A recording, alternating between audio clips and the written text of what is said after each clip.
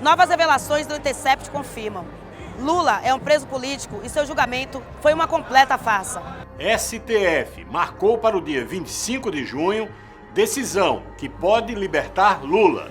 E no dia 24 tem Dia Nacional de Agitação por Lula Livre. Veja agora no Boletim Lula Livre.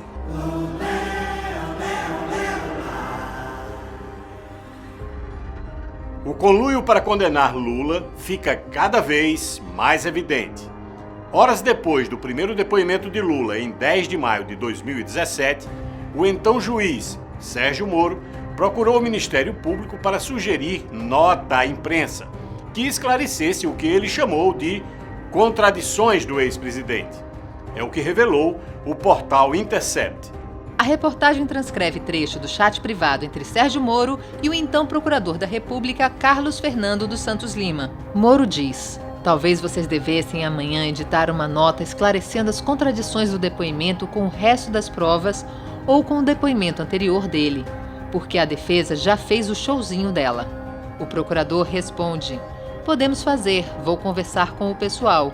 Não estarei aqui amanhã, mas o mais importante foi frustrar a ideia de que ele conseguiria transformar tudo em uma perseguição sua. Em outra reportagem, o Intercept denunciou que o juiz Sérgio Moro reagiu à tentativa de a Lava Jato investigar o ex-presidente Fernando Henrique Cardoso, dizendo: melindra alguém cujo apoio é importante, o que expõe mais uma vez a parcialidade da operação.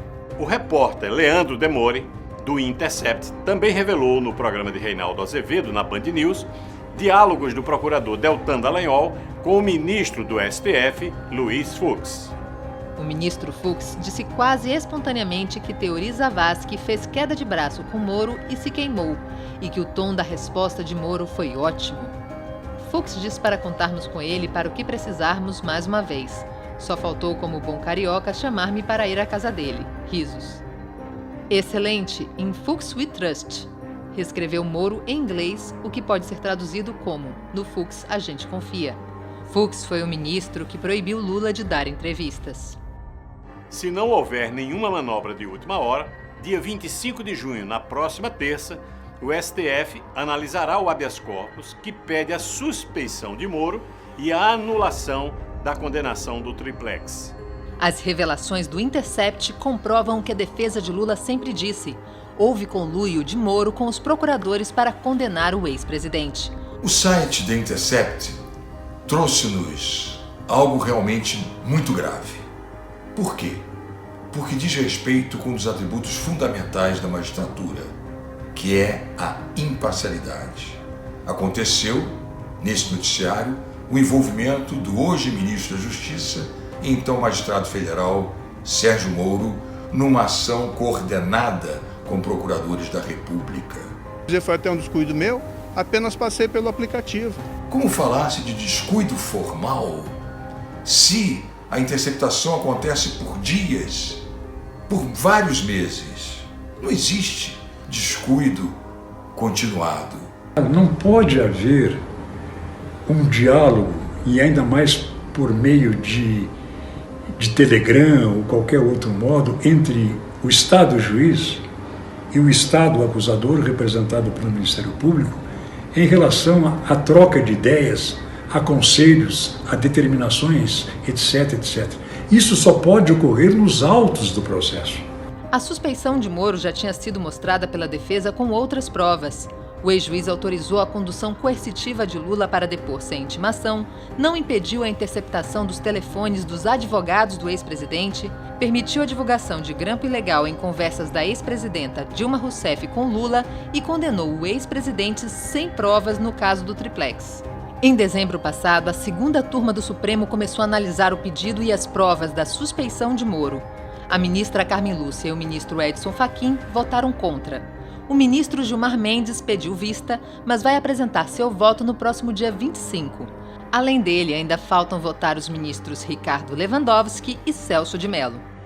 Na véspera do julgamento de Lula no STF, defensores e defensoras da liberdade de Lula sairão a campo para explicar por que Lula é um preso político. Nos últimos dias, as revelações dos diálogos do Deltan Dallagnol com o Sérgio Moro demonstram a motivação político-partidária da Lava Jato. Por isso, nós temos uma oportunidade no próximo dia 24 de dialogar com a sociedade brasileira e explicar por que Lula é um preso político. Eu estive visitando o presidente, ele está com sangue no olho, querendo defender a soberania nacional e querendo a justiça, porque afinal ele é um preso político. Vamos conversar com as pessoas, esclarecer os fatos e mostrar como esse julgamento foi uma farsa, um jogo de cartas marcadas e totalmente fora do devido processo legal. O portal da Intercept divulgou e todo mundo precisa saber. Vamos mobilizar. Dia 24 de junho vamos com tudo. Agora, mais do que nunca, é agitar para dizer Lula livre. Dia 24 é o dia da agitação por Lula livre. O clamor por Lula livre também esteve presente na greve e manifestações do dia 14 de junho contra a reforma da Previdência. A greve geral parou o Brasil na sexta-feira. Segundo as centrais sindicais, houve manifestações em todas as capitais e em mais de 375 cidades contra o governo Bolsonaro, a reforma da Previdência e os cortes na educação. Trabalhadores e trabalhadoras cruzaram os braços em diversos setores, como transporte, saúde, educação, energia, metalurgia, petróleo e gás, além dos servidores públicos. Em praticamente todo o país, os bancos não abriram. Em Natal, Aracaju, Belém, Teresina, São Luís, Maceió, Fortaleza, Recife, Brasília, Campo Grande, Rio de Janeiro, Belo Horizonte, São Paulo e Curitiba, teve paralisação total ou parcial de ônibus, trens e metrôs. Teve também protestos fechando estradas como a BR-050 em Uberlândia e a BR-101 em Campos dos Goitacazes. Aqui em São Paulo também teve manifestação no final da tarde. Milhares de pessoas se concentraram na Avenida Paulista para protestar contra a reforma da Previdência. Os manifestantes saíram em passeata pela Rua da Consolação até a Praça da República.